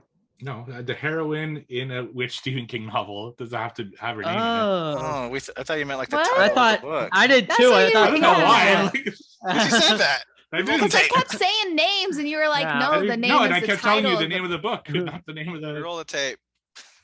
I want to But hear how roll you it. question it made it sound like that it had to be Hey, that. I read it the way it was written. So. I'm sorry. I'm just saying what Joe and Todd are thinking. Right. Thank boner. Or is Who everyone got a done? boner? No, we're good. No boners? No boners. I have a boner. All right. Well, I got a big boner for you guys. How much screen time does a crocodile have in Lake Placid? you. Ooh. Oh, it's got to be 10 a, minutes. Depending on your answers, I might do it closer, but we'll see what you guys' answers are. 10 minutes. 10 minutes on the board. 8 minutes. 8 minutes on the board. I'm going to say 6. Sam's closer. Oh, 3 minutes and 44 seconds. Really? that's I that's thought it wild. would be more than that. It wasn't that long, yeah. That's it. So that concludes tonight. Sam in the lead, a solid 6 points. I'm not in the fucking lead, Todd. Shut the Joe heck up. right on her butthole with 5. I love you, and but I'm not Steve- taking the 5 fucking Steve points. taking when I'm the controller of the damn trivia board, Miss. And Steve and Todd in the rear with a solid point each. Joe coming Yeah, out they hard. are. Joe's coming out hard. I like it. I'll probably goose egg it next week, but you know, at least it's a start. And Very good. Sam, I just want you to know, Freddie Prinze Jr. has just said he is returning to the horror genre. I just saw Ooh. an article What posted. do you mean? I don't know. What Just does as that even mean? Though? I'm returning to the horror genre. Blade Bitch, ain't no one hiring Disgusting. you. Blade Disgusting posted. I know she did last summer. Star Freddie Prinze Jr. teases a return to horror this year. So I So guess he's doing a there's horror your Weezer face ass big surprise. They're doing a fucking sequel. movie. Directed Yeah. Freddie Now Prinze I comes just back. want Ryan Phillippe to come back, although he was killed in the first one. Bring them all back. Oh. But anything's possible. Fucking bring them all back. Could Dude. all be a dream. Oh, he tweeted it. He said, "I've always wanted to make another horror movie ever since I Know What You Did Last Summer wrapped. Never found the right one, but I think this year it's gonna happen." Translation. All right. I haven't had work in a few years, and no one else will take me except low budget horror movies. So I'm going Yeah. back to horror. Yeah. There we go. Lake Placid 7. Yeah. Come on, Freddie. All right, Lake Placid. 1999, directed by Steve Miner, which was also going to be some trivia questions if you guys would have got him right. He's a big time horror director. He is. 3 people attempt to stop a gigantic crocodile who is terrorizing residents in Black Lake, Maine. All right, so we start off with a local sheriff. He takes like a local like wildlife fishing game guy out in the lake because his job is to look for beavers and capture them and just make sure they're all good. Blah blah blah. So he goes in the little beaver dam. There's a little jump scare. Beaver jumps out. Scared my son. That was fun. The cop stays out on the boat eating Twinkies. He pounds 2 Twinkies in a matter of 2 minutes. I'm proud of that. Twinkies are great. And then this fucking fish and wildlife guy comes out. He's screaming. He's getting dragged through the water, kind of like Jaws in the beginning. And he gets slammed on the boat, and the cop yanks him up, and this guy's severed in half, and he dies. Flash forward, we got Bill Pullman, who's like the fucking bad boy of the lake, right? He's kind of got a little swagger to him. I like it. He's like the fishing game guy. He teams up with the sheriff. They're gonna figure shit out. But meanwhile, there's a little side quest going on where there's a museum in New York with this girl, played by Bridget Fonda. She's a paleontologist, I think she was, and she gets sent to this lake to try to look at the tooth that they recovered from the body, because her boss / ex-lover is with her friend, so he's shipping her off to get her out of the picture because he wants to bang the girl, free in charge, no guilty strings attached, things like that. So Bridget Fonda, she's very clean, very I guess uppity is a good term for her. She goes to this backwater kind of town, and she immediately starts making fun of everybody. She makes fun of the helicopter pilot for no damn reason. She makes fun of the cop for no damn reason. She makes fun of the fish and wildlife guy for no damn reason. She's just a mean person to everybody. It's not our fault that your freaking guy that played in the Shining TV show opposite Jack Torrance was banging the That's chick. right. Yeah, and he's banging Mariska Hargitay there. What's her name from Olivia Special Benson. Victims Unit? Olivia Benson. Yeah, he's pulling, man. He's got the little suit that's a little bit too big for him, but he hasn't seen a tailor yet, so I don't know what's Is he going the guy from the Dry Eye commercials, or is that a different guy? Is that Ben Stein? I don't know. Ben Stein. That's Definitely what I not thought Ben it Stein. was. he's like a sexier Ben Stein. I like it. Oh. But yeah, they meet up and she's immediately mean to every single person she meets. I cannot stand her at the beginning. So their mission is to gang up and see like, hey, is this really a crocodile? What is it? How do we capture it? Yada, yada, yada. Then a freaking another character who's like this billionaire or millionaire, whatever you want to call him, kind of like playboy, kind of like environmentalist, but he worships literally crocodiles and he goes swimming with them allegedly worldwide. But I think it's just a ruse. Allegedly, here's why. Because he doesn't know shit. He almost gets himself killed multiple times. And then I think he just uses his money and his like, yeah, I swim with crocodiles to have sex with women. I'm just going to get the panties off. Get the panties dropping. You know what I mean? So they all team up, unlikely heroes, and they all bicker constantly and they try to figure out what the hell's going on. We originally were going to cover Frozen for winter, but when Betty White passed away, rest in peace, we decided to honor her by watching one of her films. And she plays a character that knows about the crocodiles and didn't say anything because she didn't want them to get hurt, very much like Sam would do. All right, but would I feed Joe to the crocodiles? It was an accident, allegedly. It was an accident. Was it? I think it was, but I don't know. Who knows? She was kind of a little unhinged. No, she wasn't. All right, I'll start us off. Take it. All right, so I mean, I had very fond memories of this movie. I watched it a lot growing up, but I hadn't seen it in a very, very long time. So I was excited to revisit this one. And, this one didn't hold up as well as I thought it was going to on a repeat watch. It's an okay movie, right? Like, it's fine. It's like a decent, like, little popcorn flick. But like my biggest complaint was we don't get enough crocodile. And now that I'm hearing about the screen time, we really don't get enough crocodile in this one. It's a great cast, but that's the other thing. Like, I just feel like they're underutilized here, like with such a good cast. Like the movie feels like very small to me for like a big, like maybe it didn't have much of a budget at the time or something, but I don't know. I mean, cause I think like the croc looks good. And like the mix of practical effects and the computer, the CGI is really solid in this. So yeah, I mean, it's an okay. I mean, and Betty White's great in this. Like, she's definitely one of the highlights of the entire movie. Without her, this movie gets knocked down a half a star to maybe a full star for me, because she provides like the comedic relief, and she's just like a breath of fresh air, and she's probably in it the same amount of time as the crocodile is, like not much, but every scene she's in is memorable and she has like a lot of great lines. So, an okay watch, but is it something I like? Would it be in like my top 10 creature features ever or anything like that? Not even close. So this one was a first time watch for me, I believe. And I kind of agree with Joe. Like, I feel like it was kind of a small movie, but I feel like all of the stars were very popular back then. Maybe I'm wrong. I don't even know what year this movie came out. 99. So Bill Pullman was pretty popular. Jane Fonda. Yeah, that's what I was thinking. It just seemed very small. Betty White was great. R.I.P. I wasn't crazy about the bear dying. I sent everyone a group chat, because usually Todd gives me the heads up when there's an animal killing. And I didn't get one about the bear, which... Fuck that bear. No, the poor bear was just minding his own damn business. Yeah. But yeah, I mean, it was an okay movie. Would I ever watch it again? No, I'll probably forget about it now. No, I'm kidding. I don't know what else to say about this movie. Sorry, guys. Yeah, so I'm kind of in the same boat as Joe. I watched this one a lot because it was on TV all the time when I was like in college and like early adulthood. So I just happened to see it play a lot, so I would sit down and watch it a lot. And I remember liking it a lot. Like, I really enjoyed this movie so much that I bought it on DVD when it stopped playing on TV, which is why I had it for this review.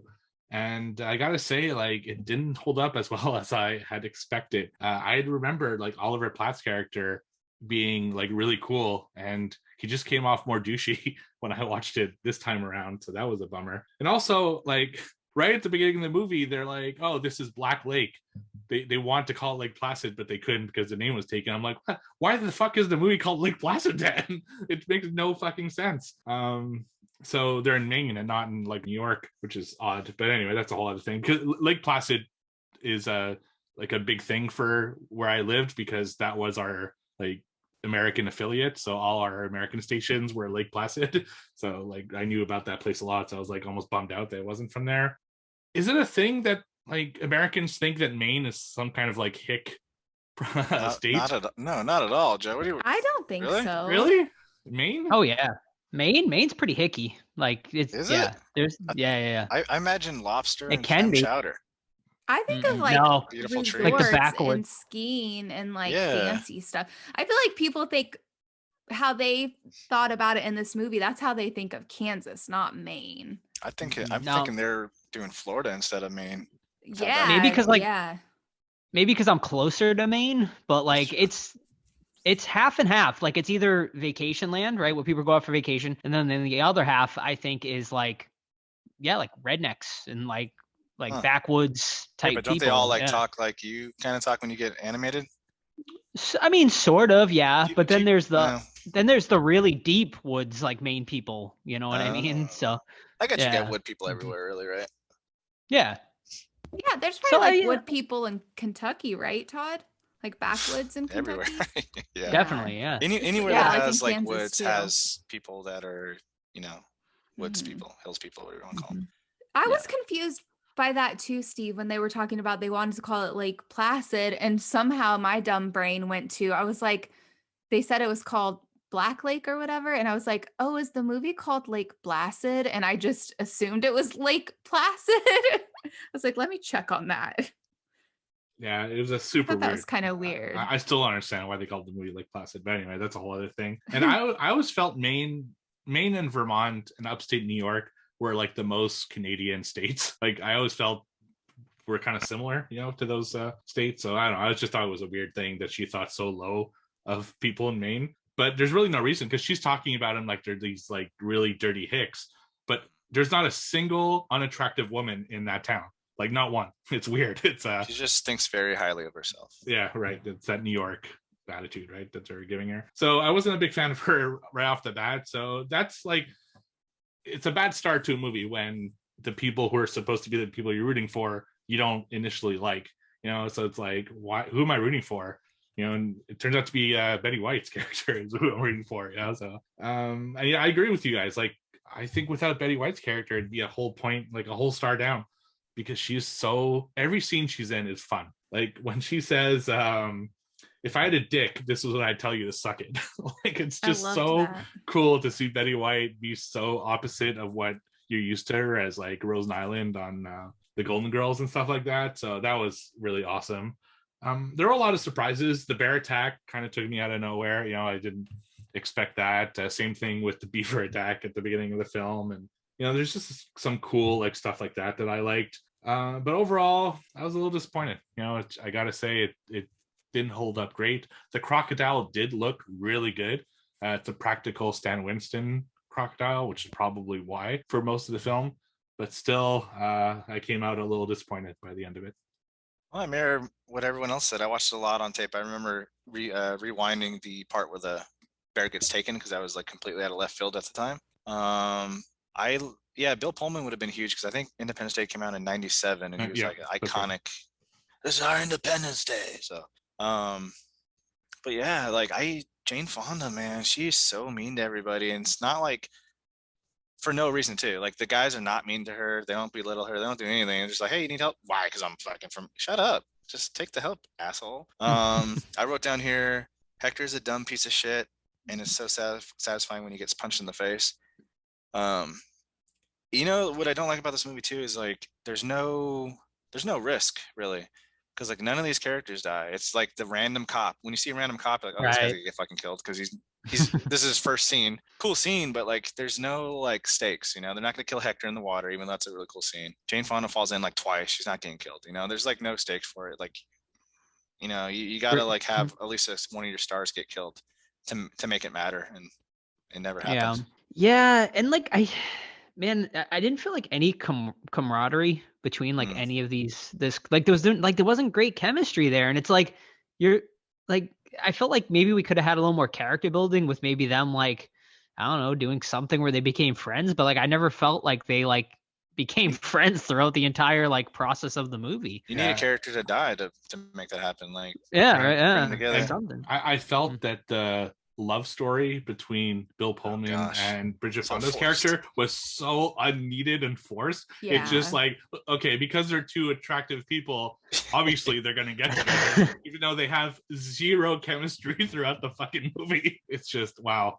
And I hate that when they just force a relationship just for the sake of having a love story. You know, it's just Sam, Hector, hot or not? Let's go. Let's hear it. Hector?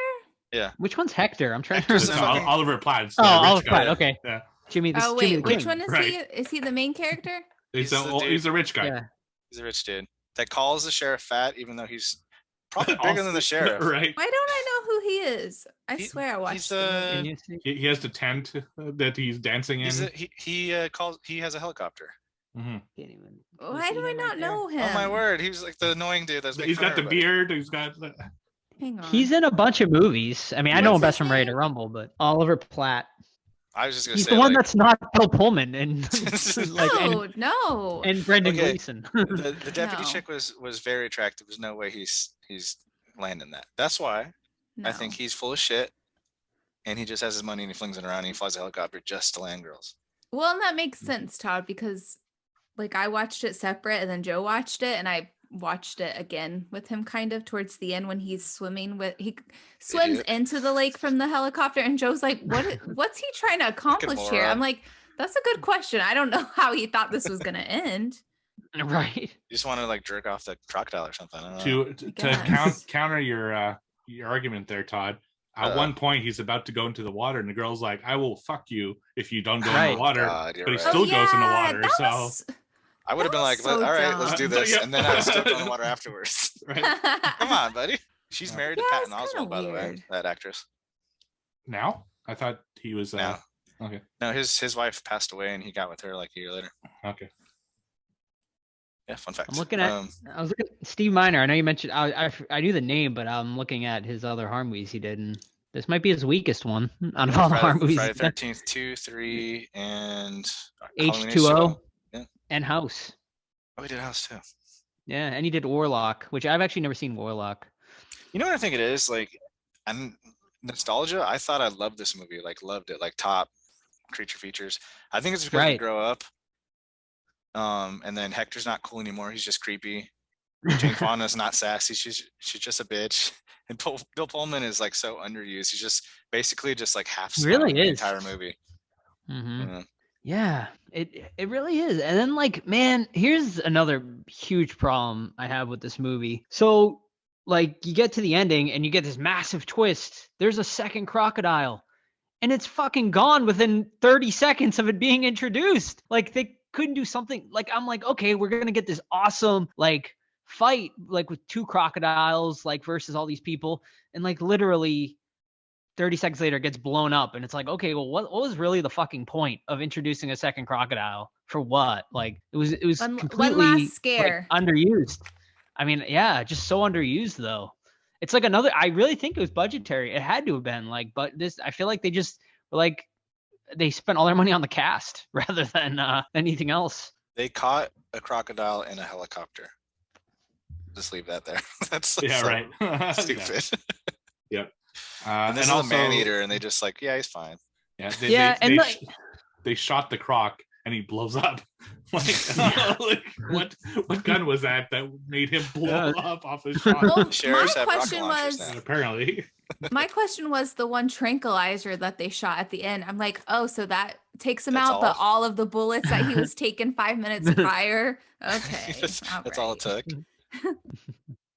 I mean, it's it's fine. It's like a popcorn shut off your brain type. Like, in the middle of this, did she? Yeah, she wasn't feeling it either. She's a horror snob. Yeah, I think most horror fans, if they like, I think a lot of it lays on nostalgia with this one. But if you actually went back and watch it now as like an adult, I think most people would agree with our assessment on this one. The crazy thing, I'd watch it again. Probably in 5 years, I'll forget about this whole thing and be like, Lake Placid, I remember that being good. I'll write the review in. But yeah, Wait, but review on can't she get Letterboxd, more I remember. credit because her guy was cheating on her, so she was like taking it out on everyone else? Bridget Fonda. Yeah. But not that helicopter pilot's like, are you okay? She's like, yeah, I'm okay. Leave me alone. Like, I loved it when bitch, she fuck. was like, he was the guy in the boat. She was like, she said something about intense or whatever, and she's like, where am I supposed to use the bathroom? And he's like, can we get some feminine napkins or pads or something? Right. She's like, oh sure, then I'll just be scratching my ass the whole time. Yeah, right. That was a good one. You keep saying Jane Fonda, Todd. Now I'm trying to remember what Jane Fonda was in. This is her daughter, I assume. What? Is her daughter? Fonda did the workouts. Oh, okay. Is Because this is Bridget Fonda. Bridget her daughter? Bridget Fonda. Yeah. Oh, Yeah. Jane So I'm Fonda. like, who's Bridget Jane Fonda? I know the name. Todd watched the Jane Fonda workout. That's why I didn't like Oh, it. definitely he did. Yeah, I watched it for working out. Working on Something your out. one muscle, yeah. It's funny. She's a niece of Jane Fonda, not the daughter. Oh, okay. If there's one character that I actually like kind of related with, it was Brendan Gleeson's character, the sheriff. Like, I would have punched that fucker out too for constantly trapping me and acting a fool and making a mockery of enforcement and everything. It's actually, I don't really get why they let him tag along so easily either. It's he had fancy equipment, but it wasn't that good of an equipment. It's not like he came with a team of professionals or anything. It's just, did Bridget Fonda really sleep with Hector as he alleged? Do you think that happened? See, it's funny. I actually wrote that question down too. It's tough to say. She was like, no, but she was also uppity. I think she did, honestly. Smashed it. Because I don't think he'd lie for, like, with her being there. Why would you lie in front of, there's no gaining of anything by lying. Never brought up again either. Right. No, I think she's strange. Gross. Mm-hmm. Yeah, and we never even find out how the croc got there. Like, the whole movie, they're like, how did it get here? How did it get here? It's never established. It was born there. Yeah, I know they made a joke. How did it get born there, though? Referencing to Alligator, saying that a guy from Someone Tokyo flushed it. Yeah, right. But yeah, no, they don't really explain. I mean, just like the little babies that we see at the end. That's just the babies from but the same crocodile. Right? But like they said, like, how would it survive in the wintertime and shit like that? Well, I guess it's just like the Loch Ness of that lake, I suppose. Is that why they introduced 2 then to set up the sequels? Because if there isn't 2, there wouldn't be babies. Right. So maybe they're just setting up the other 3 or 4 Lake Placids that they made after this. Yeah. You guys see I know. I saw number 2. No. Was it good? How was it? Who's in 2? I think it was nobody. I don't remember a lot of it, but I think it was direct to DVD kind of sequel thing. Yeah. Probably. I don't recognize any of the names and shit like that. They start doing sci-fi movies like that. Mm-hmm. It's got a Lake Placid 2 has a 1.7 on Letterboxd. So boy, there's 6 of these. God damn. 6? Yeah. There's Lake Placid 1, 2, 3, Lake Placid versus Anaconda, Lake Placid Legacy, and Lake Placid the Final Chapter. Why? God, they're all ranked so low too. 1.7, 1.7, 1.6. This is definitely the ranked the highest. 2.7 over on Letterboxd. Yeah, it's all because of Betty White. Oh yeah, there's gonna be a lot of good scores when people rewatch this week. Mm-hmm. Yeah, exactly. Yeah, this is definitely going to be popular again all of a sudden. Mm-hmm. Yeah, it's a bummer. Like, so much potential, so much nostalgia, but oof. That's why I didn't rewatch any of my 90s lists, because I didn't want to be disappointed. Mm-hmm. I already started with my 80s list, so yeah, I got a rough list written out.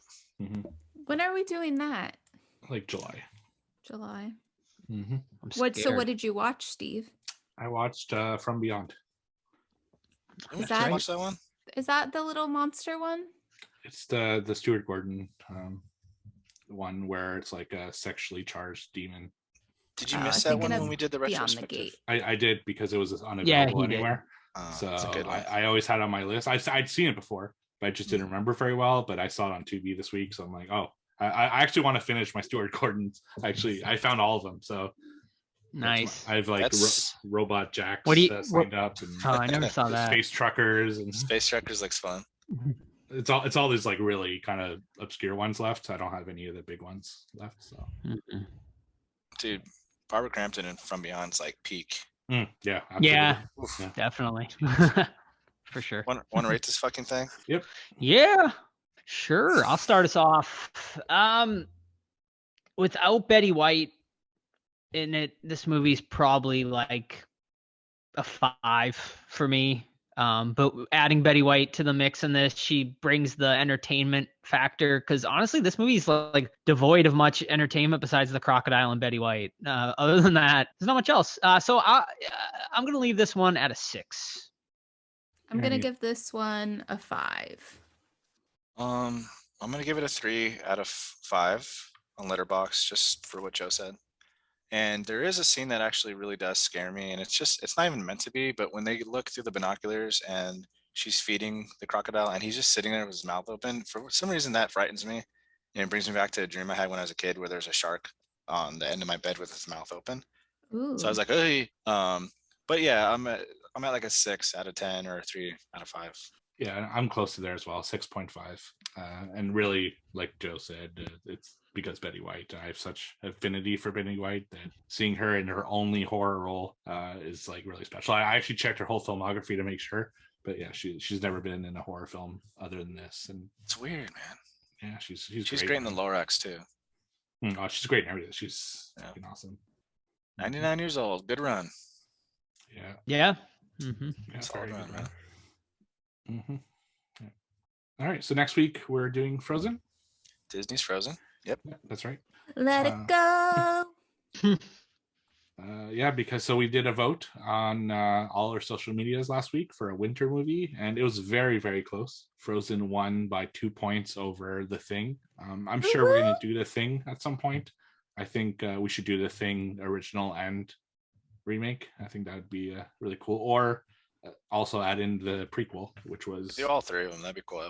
yeah, a cool episode. Mhm. I think so. I'm almost happy that Frozen won for that reason, and I'm excited because everyone that talked about Frozen on our social media is talking about how great it is. I don't remember liking it at all. Like, I thought it was boring as shit when I saw it. Really? Yeah, I did not like it. So I'm really curious to go back and watch it, and hopefully my disc works, because I made a YouTube video about it and I buried it in the snow. So Oh, no. see, yeah, we'll see how it goes. Oh my God, Steve. If It not, sounded like it- Joe doing his little review where he like damaged whatever it was. Yeah, I did. Unboxing. Yeah. Yeah, that and What'd buried. you damage? It was a band box. I think Oh, they the sent button. like a button. Yeah, from it was like the Drag Me to Hell Lamia button, like replica. And I was like, this is the stupidest Oh, fucking really? thing. It was- That's yeah, terrible, dude. Wish there it was was a literally GIF made just out a of that. button. It's trash. It was such trash. The Thing Which from is- Another so- World. $2.99. They put it in a frame, so I just like ripped the frame. That's and fucking broke it. stupid. Which was actually one of my favorite items they ever sent, was that frame. Steve. No, the frame. The frame. Oh, is, okay. I have my my Walking Dead and my Stranger Things badge in my 2 frames that I got from them. And I know we're getting another badge this month from Resident Evil, from Raccoon City. So I'm gonna try to find another one of those frames to put that in there as well. Yeah, it's item sucked, but the frame was great. So I Yep. wasn't mad at it. Yeah, they got a lot better though, I gotta say. Like lately, they've been pretty fucking good. Nice. Mm-hmm. All right. Are you doing the Kathy Bates signature thing, Steve? I saw she's doing a signing. I'm thinking about it. I have James Yeah. Caan on a like 11 by 17, and Ooh, it's that'd be him, cool. him and her like in the scene. So I'm really thinking Mhm. of sending it in and having her sign it. Hmm. So maybe, but then it's like at the same time as what's the other one? The Conjuring one. The Conjuring one, yeah. Yeah. So Vera Farmiga and Patrick Wilson, which I also She's the same want. price. Yeah, It's I know. just the one As of, to the both of them. Yeah, yeah. Fuck. And now they're probably gonna do Michael C. Hall, so I'm thinking, I don't know. Mm. We'll see. They're all coming at the same time, which is a problem. Yeah. But- Well, if Sam and I end up going to Monster Mania, I'll let you know, I guess, because we could always get it for you I won't there. put you in that line. It's gonna be insane. I know, yeah. I wouldn't do that to you. If it's like some obscure guy, like the fucking guys from Strangler, like then maybe, but not. I wouldn't put you through a giant line like that. That is true. Because last time we went for someone big was Carpenter, and we waited like 8 hours. Yeah. Fuck, I can't imagine an 8-hour wait, man. That's nuts. It's just like it slowly starts to like you're like, oh, I've already been in here for like 3 hours. I'm not gonna get out now, and then you just keep waiting and waiting. Fucking torture. Yeah. Do you remember how much he was? Carpenter at the time, I think he was 60. It's cheap. Yeah, I got his for 120. I thought it was more than that, Joe. No, it was 60 autograph, 60 photo because it was 120 total. Wow, yeah. 60 for a photo is insane. Yeah. Our photo wasn't even that great. He was sleeping. It wasn't. Yeah, his eyes are closed in it. He was like the Krampus picture of Santa Claus looking at Sam. Yeah. At least he somewhat smirked in ours though. There's some photos with Carpenter people have that are great. You gotta tickle him, right? When people are taking He looks like yeah. You gotta poke him in the side. Sam asked him a question though during the Q&A. I don't remember what I asked him. You asked him what scary in person? No, she asked him what his opinion is of people thinking Michael Myers is a sex symbol. Like women think Michael Myers is a sex symbol. You're like asking for a friend. Right. Not me. People thought it was a good question at the time. People did, yeah. What did he say? I don't remember. God, I can't even remember. Yeah, he like laughed. He was like, no. He's like, that's weird or something like that. Yeah. Everyone got a kick out of it. It was funny. That's a good question though. It's better than like the traditionals. Like, what's your favorite movie? Right. Mm-hmm. Right. Good one. I know The Thing's his favorite. I've heard that like a million times. The original or his thing. Movie. That's his favorite movie he's done. Yeah. I got shit on when it came out.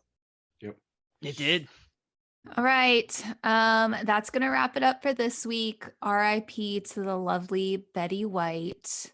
And don't forget to follow us on social media. Check out our Instagram, follow us on Twitter, and check out our special community we have going on our Discord. It's a good time over there. And thank you so much for listening, and we'll catch you guys next week. Bye. Bye.